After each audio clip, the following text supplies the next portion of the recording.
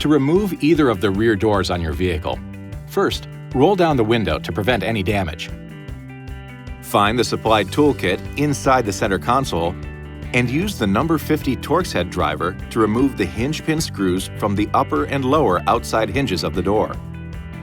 You'll find a bolt tray with dedicated slots to hold each of the hinge pin screws.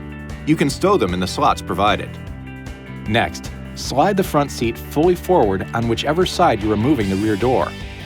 To remove both rear doors, slide both front seats forward. Find the plastic wiring access door at the bottom of the B-pillar. Pry off the access door and remove it. Now it's time to disconnect the wiring harness. To unlock the wiring connector, squeeze the tab at the base of the harness. Then pull straight down to unplug it. Store the wiring connector in the lower door basket.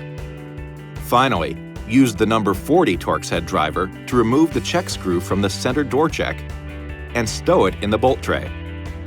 You can now open the door, lift it clear of the hinge pins, and remove the door. To reinstall the doors, carefully reverse these removal steps. You'll note a longer pin on the upper hinge. This helps guide the door into place during reinstallation. Keep in mind, these doors are heavy. The help of a second person is recommended.